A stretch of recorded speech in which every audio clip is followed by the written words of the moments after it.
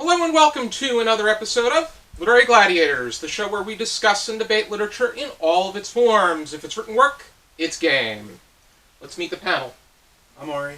I'm Kaila. I'm Allie. And I'm Josh. And Kaila, it's nice to have you back for another season. Thank you. This is your 11th season, and you now have the record for the female that has been on the most seasons out of anybody. Wahoo!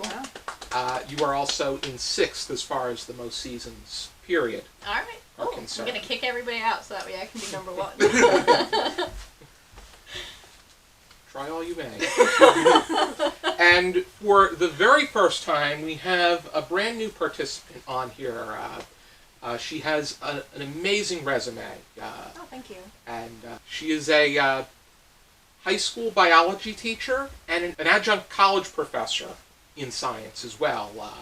It is an honor to have you here, Allie. Yeah, thank you for having me. I'm really excited.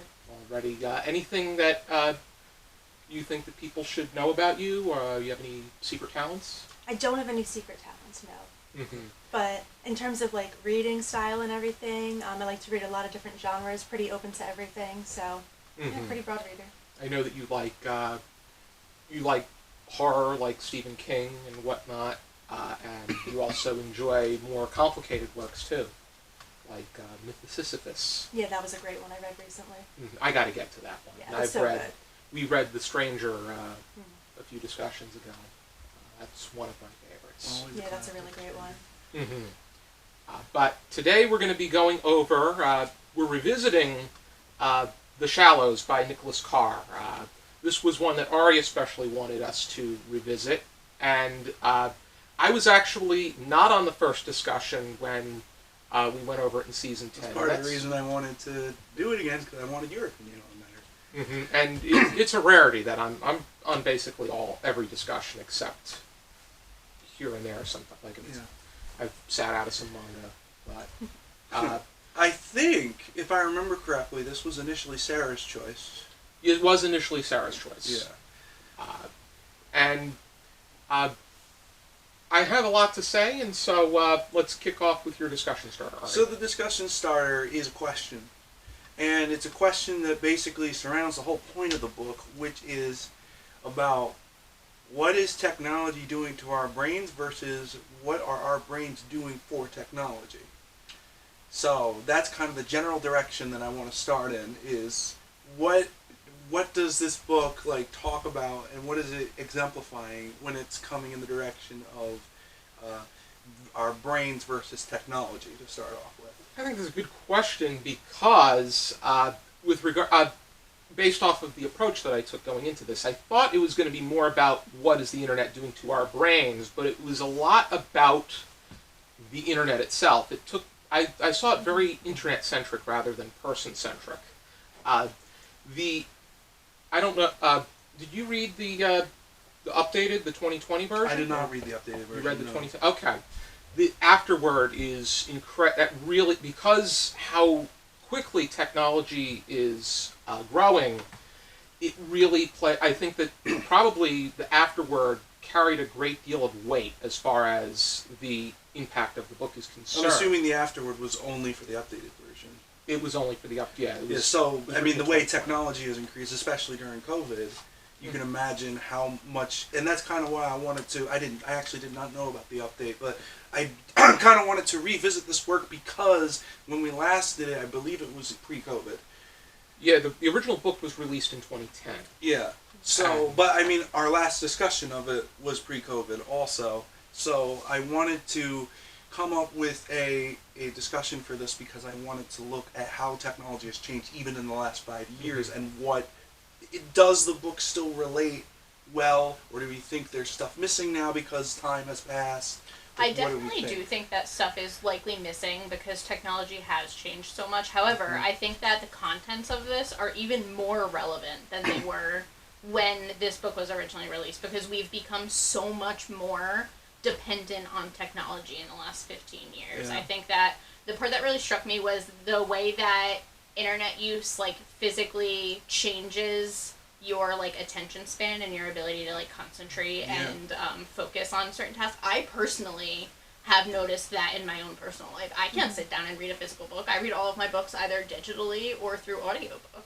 And a lot of that is for attention span reasons. And I think that's something too that would definitely do from an update, because they did touch on attention span, but a lot of the social media they referenced was things like Facebook, and Facebook you can just keep scrolling, but now with like TikTok and things like that, like that wasn't even out when this book came out, and that is the biggest like negative against attention span.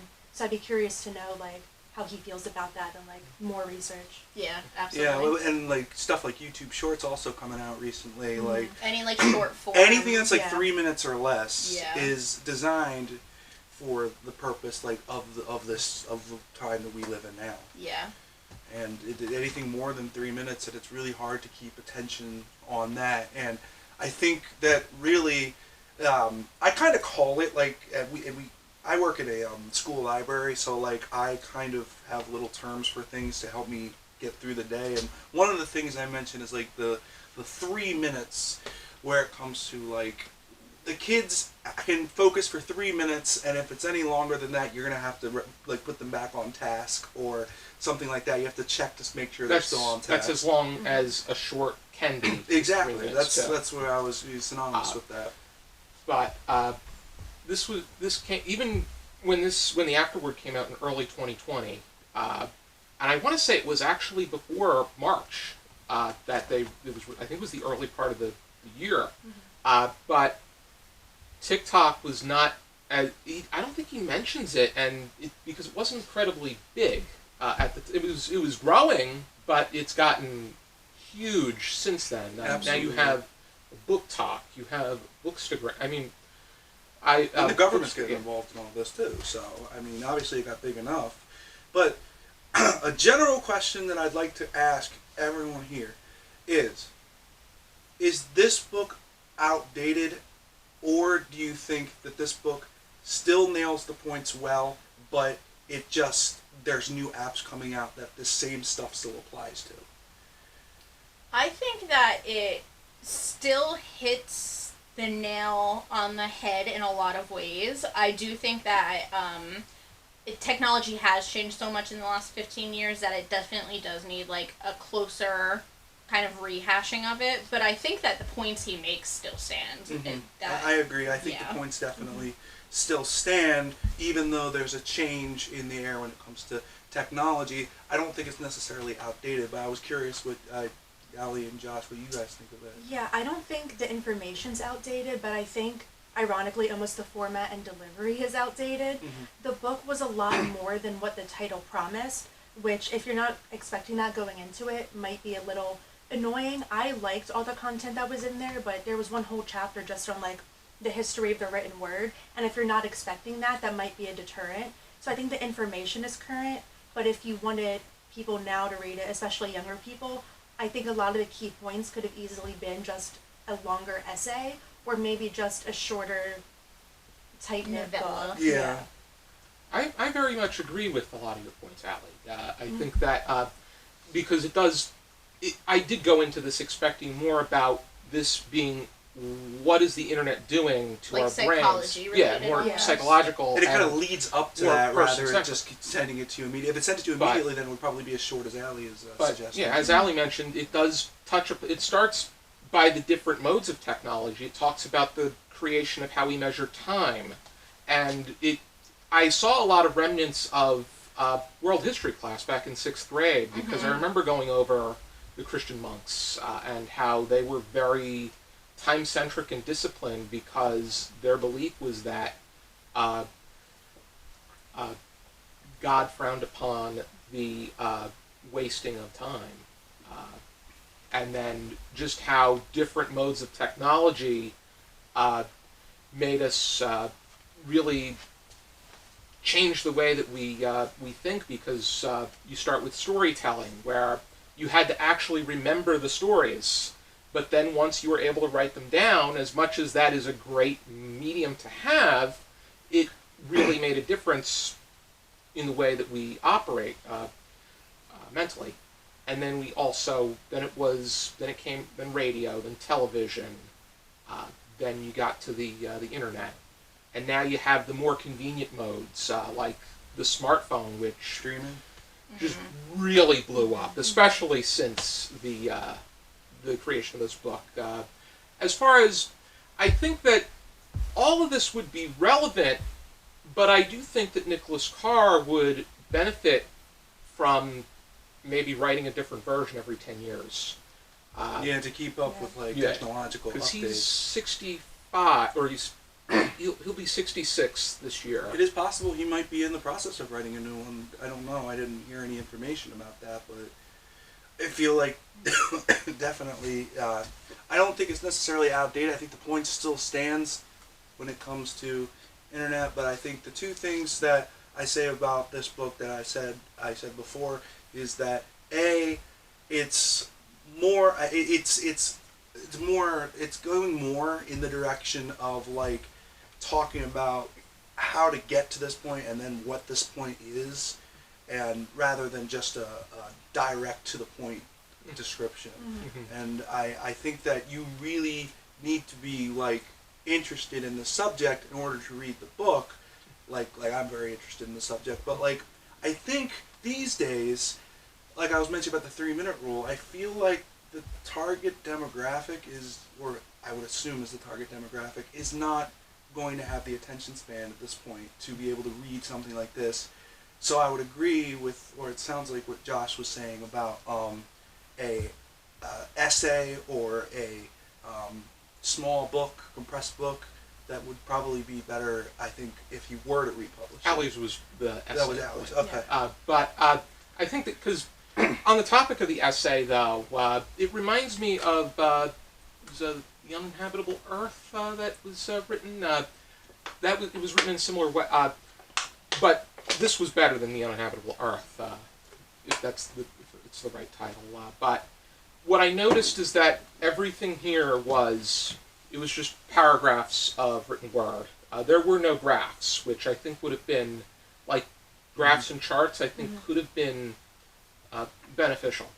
I think there's a lot more access to charts and graphs now than there would have been 15 years ago, because we can measure, like we have a lot more accessible tools to measure things like screen time. That's your true. phone delivers you a weekly report on how much time you're spending on And your it's phone more and stuff like that, you know? prominent these days as yeah, well, so people are yeah. going to be tracking the information. He does mention statistics, but he does it in the paragraph format. Yeah. I think Yeah. it would have given it more validity too if he like expanded on the studies more, or like you were saying, included graphs or pictures, because Yeah. sometimes he would just say, like, for example, like a study in Minnesota in like 1992. Yeah. But then you wouldn't get details. It's like, well, what was this study? Is it valid? Was it done with 10 people? Was I it guess done we'll with just take 10,000? your word for it then. Yeah, like you need to explain it a little more so we know that it's not, you're not citing something random. It has more weight to it. He does. There is a lot of there are a lot of citing on the back. However, I think that it's more valuable to do more than just and it when you use the Chicago format, it does become. It's not like I'm going to go to the back all the time and Yeah. look at where it came from, Yeah. unless it really strikes a chord. Yeah, I think there's a little bit of bias on my end though, because I remember that when we did this the first time, Sarah had already told me that it was very much like a research essay.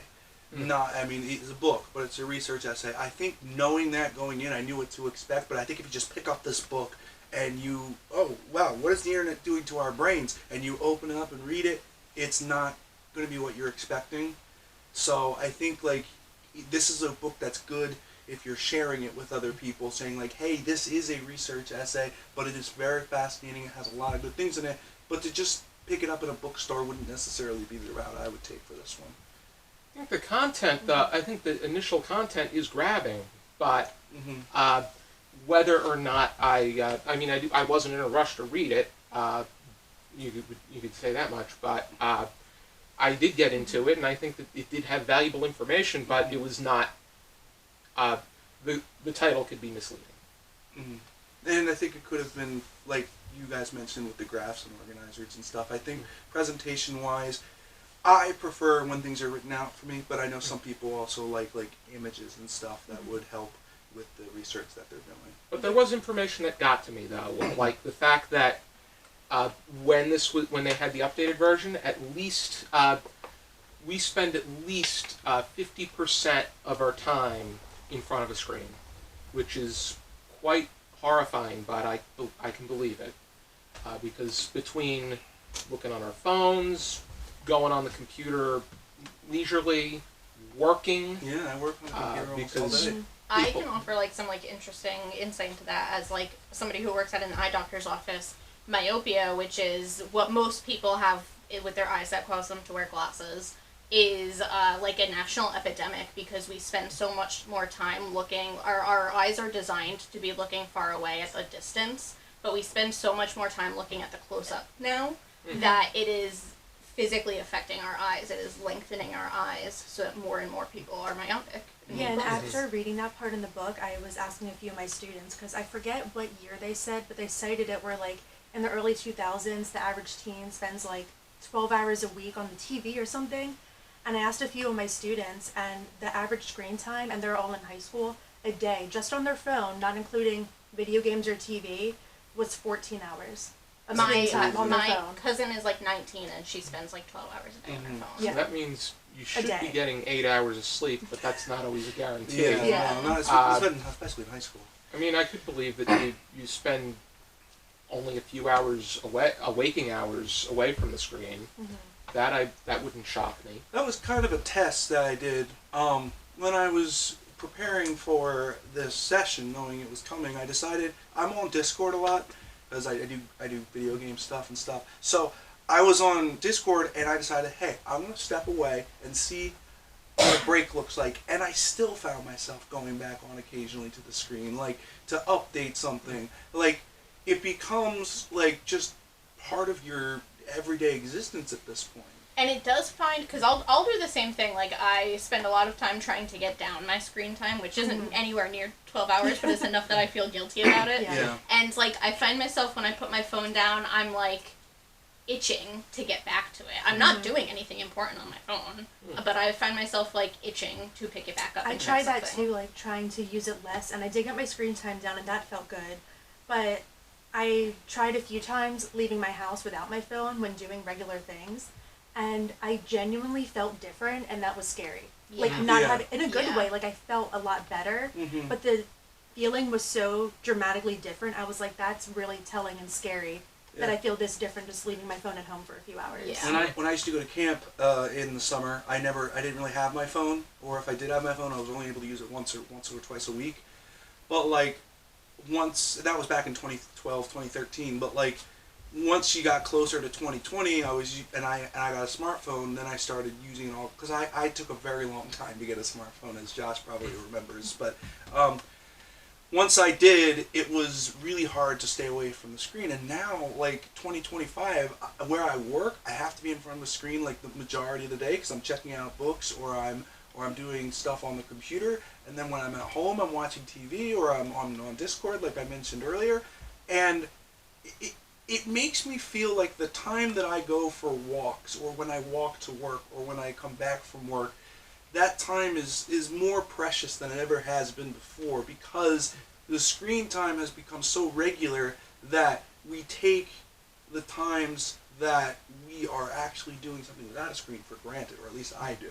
And I want to be able to like observe nature. That's why like an hour and 20-minute drive here is actually really nice. I try to view it more as like as a break from the screen time, but also just in general, just being around nature and stuff. I take that especially in ride. your area. I take that ride to go to the Silent Book Club in Right. the area.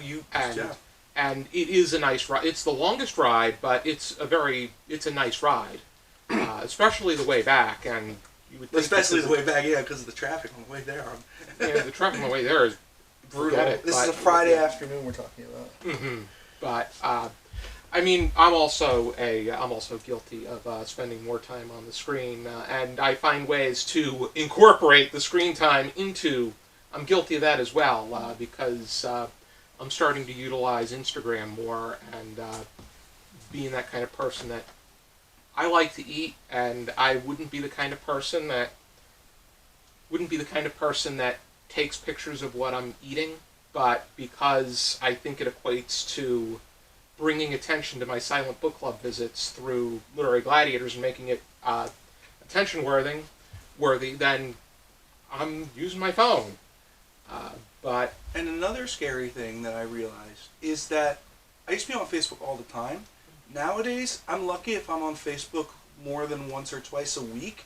Yet I'm still clocking in almost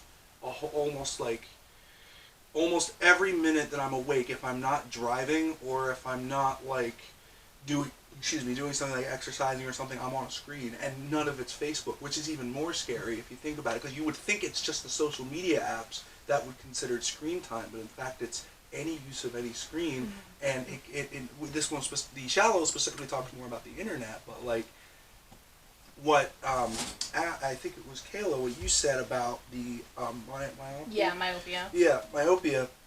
That could be a serious issue for future generations. Yeah, it's going to be. that and screen time also increases your chances of other more horrifying, like seizures. True. Yeah.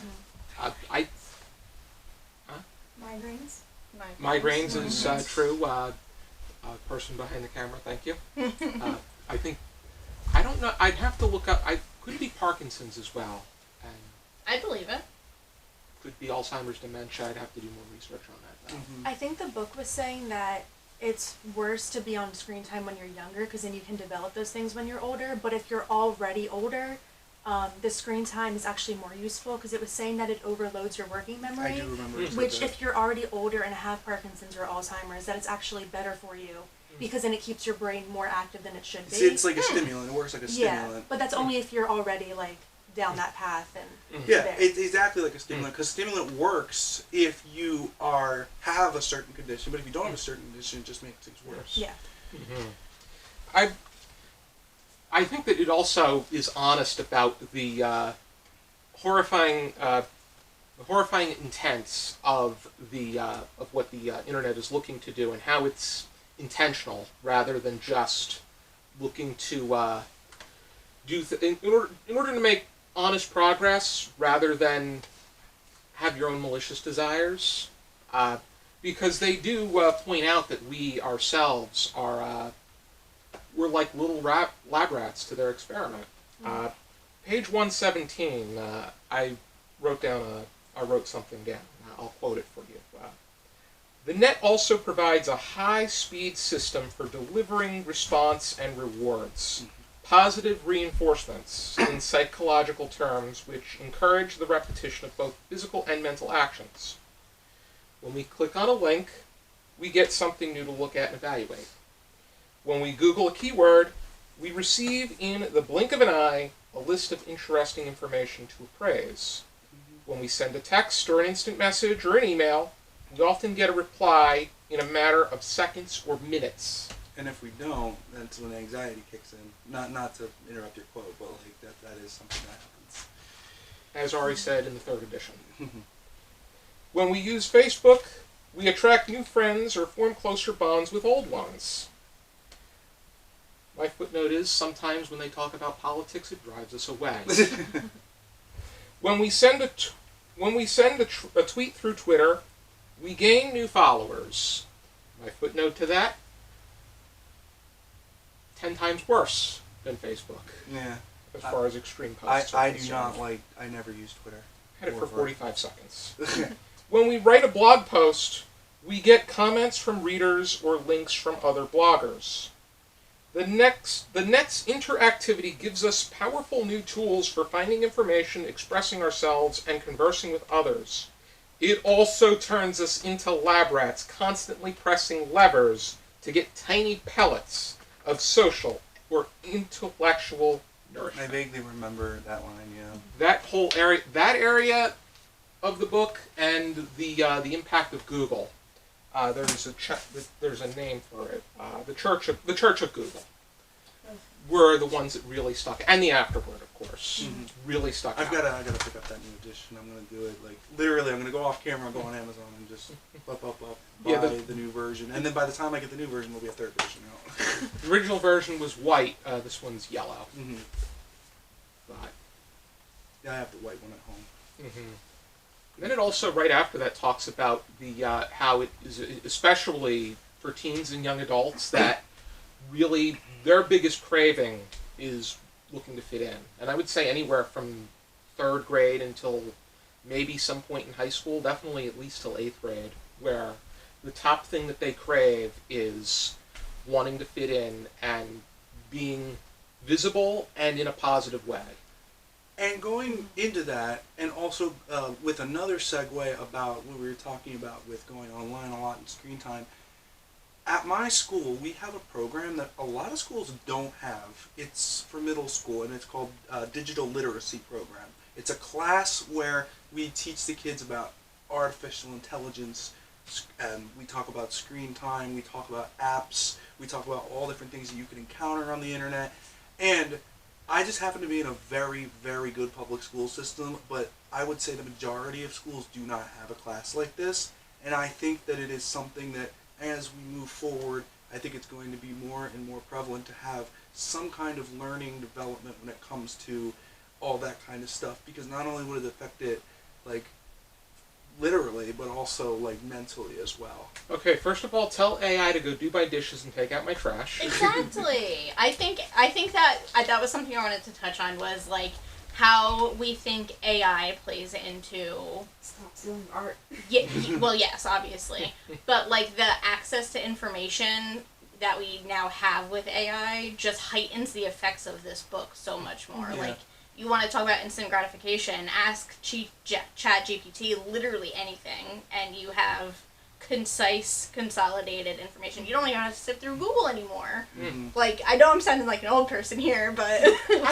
I'll type something in, but I want to be able to remember it. I don't want to just constantly ask it the same question Right. and expect them to bail me Yeah. out every Different. time. I mean, it Yeah. definitely takes away like the critical thinking. Like, I'll have students like submit assignments, and I can tell it's written by AI because I'll just hold up the paper and I'll be like, okay, use this word. What does it mean? Right. They never have any idea. Yeah, Yeah. that happens in my school And I too. tell them, I'm like, you're just cheating yourself. But it's crazy because, like, all of this stuff has been around for a while, but the AI specifically with ChatGPT is like really new, so it's Yeah. kind of hard I to do catch not, it. Yeah. for my master's degree, I do not use AI to write the paper. I use AI to help understand what the assignment is better, come up with a basic idea, and then I actually open another document and write what Yeah, I think. that's what a lot of people like in our age group kind of view AI as. It's like a tool to help you understand things better. I think it has a lot of applications and a lot of uses in that. It's to help you think critically better. But I think, like you said, a lot of the younger kids are just straight up using it to do the thinking for them. Yeah. Mhm. Yeah. And that's horrifying. Yeah. Yeah. Because what is AI putting into their heads? Yeah. Yeah. And also, how is that going to affect them long term? Like, Yeah. I think he touches on it in the book, but, like, notably, this is going to affect empathy, critical thinking skills, literacy rates. Like, this has massive impacts across the coming generations. Agree. I think they just recently started a new Gen Alpha's the current generation, right? Yeah. Yeah. Yeah. So you see, like, one of the things I do in my job is Chromebooks. Like, literally, I do everything when it comes to Chromebooks that below the maintenance level. So, like, maintenance obviously fixes them, but like I know all the apps they're using. I know exactly what programs they're using. Like, even for education, I had to take an education and technology course, and I had to tell everyone how I would utilize programs like Canva or Google Classroom or Google Docs, like, in different assignments and stuff. So even with school, it's starting to become a thing. Remember when I was going back in the when I was younger, back in the late '90s, computers was a special or an occasional thing that we did. Most everything was off a computer. There were no laptops. I mean, Yeah, there's a computer. when I now. started going to private school, we had Apple Smarts, which are like a I word remember processor. those. Yeah. But it's amazing what computers play just about a role in every little thing that's done. But I know I spoke with speech therapists that just about everything they did was on like a pad. Used to be just different. Like sometimes they'd be on cards. Sometimes they were all little different. And there was something special about that. I mean, I can understand that the tablets are much more. There's so much that you can do with them, but there's something major about the tactile aspect of having something outside of a tablet. I would say that in fourth grade, I remember they said to us, "This is how you clean a keyboard. This is how you open up a mouse. And you take the ball out, you clean the ball with a wipe, you put the wipe inside, The good and old you days. clean it." And it's like they said, "You're gonna need to know this when you get older." And I'm just like, these kids, they never experienced that. They have more like broken Chromebooks, and they just give us to us to fix instead of having to clean the computers themselves. Do you think it's almost like a mixed message because we tell kids like, don't use AI, don't go on your phones at school, don't do this, don't do that. But all your state tests have to be on the computer, and every classroom has a smart board, Yeah. and you We have are to type your currently in the papers, middle you of can't testing it, handwrite it. So it's kind of like a weird mixed message where we say don't go on your phone, but then we make them use computers. Yeah, think we've with drawn time this it's like weird contradictory. divide in the sand between like good internet and bad internet, Mhm. and like kids don't know. Like I don't even think we fully have enough information yet to make the distinction on how to use the two. You Yeah. know. Yeah, I agree with you with that. As far as that, there is a great sense of contradictory, and it's part of that concern as far as indoctrination within the school level and above is concerned, and how I think that common sense and realistic expectations go a long way. It's almost as if, like you mentioned, like we're all lab rats and we all kind of just hit levers and stuff. So going back to my initial question, going full circle, is the internet doing something to our brains, or are we doing something to the internet? I think it's more the former at this point. I think it's. I think the internet is starting to control people, even though we're hitting the levers. They're making the ultimate decision. I think The somebody internet making the with a ultimate lot of decision. money or a lot of power is putting something into the internet, and with the internet, it's in turn having an impact on us. And not just internet, but screen So time in it's general. people that are using this system for deceitful things is what's putting it into the. But even It's in making general, this if it's work. not deceitful, it's just coming up with the times and all the other stuff that was mentioned in the book as well. So I mean that was it. Just as time goes by, and the more power somebody gets and the more opportunities, the greater their grasp, and the greater their ideas expand. right. Yeah, I think it really depends on the generation. Like, if you're older and you had most of your life, or at least your childhood, without technology, you can be like, well, I have free will. I don't have to use it. Like, I know what it's like without it. But these kids that are so, like, lab rats, like you were saying, they don't even know that they are because their whole life is technology. Like, imagine from a kid, like, what we have now is just normal. Mm-hmm. Like, they don't know the difference. I think for us, we have like an understanding of like, wow, having 12 hours of screen time, that's a lot. You're wasting a lot of time on the internet. And you have no Yeah, idea. for You them, don't it's realize just it. so standard. Yeah. And then Yeah. for like I said, I work all day on a computer, and I watch a lot of screen time at home. And only when I started going back and looking at this book, I'm like, oh wow, I actually am on the screen like 15, 20 hours a day. Yeah. So it's like Yeah. wow, Mhm. how times have changed. Was there any final thoughts that we had about the book itself, The Shallows?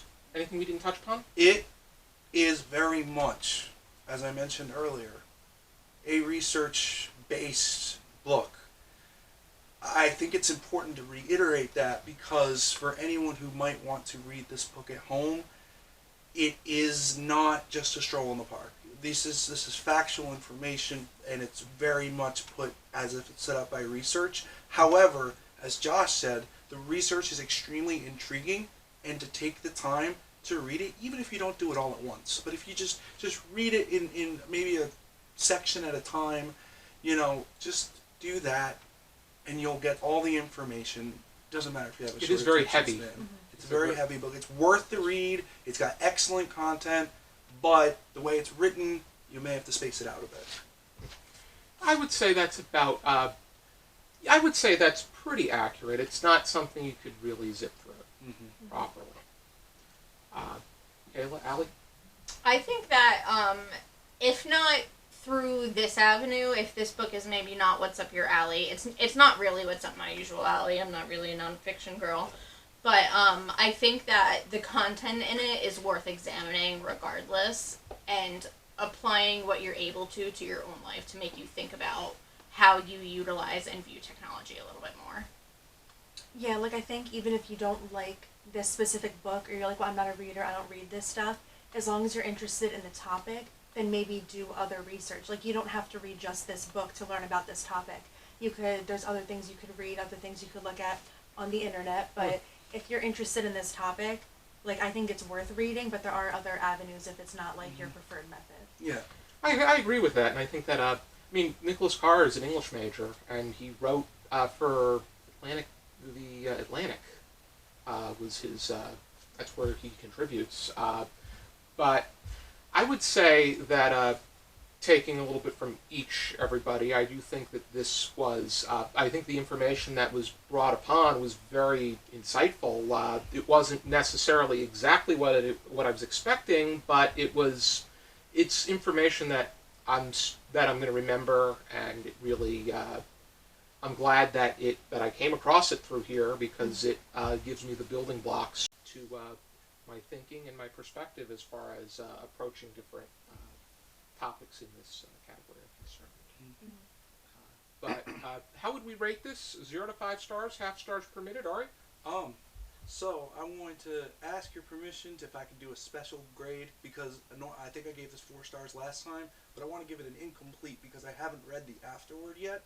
So I'm going to give it a 4-star, but also an incomplete because I want to read the afterword and I want to go back and see how it's changed over time.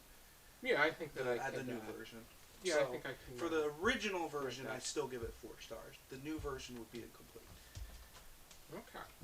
I think I'm gonna say like 3.5 to 4 stars. Like I said, the style of it isn't my usual cup of tea. It wasn't something I enjoyed sitting down to read, but I think the message in it is really thought-provoking, and anything that gets you thinking is worth a couple stars. And which version did you read? The older one. Older one? Okay.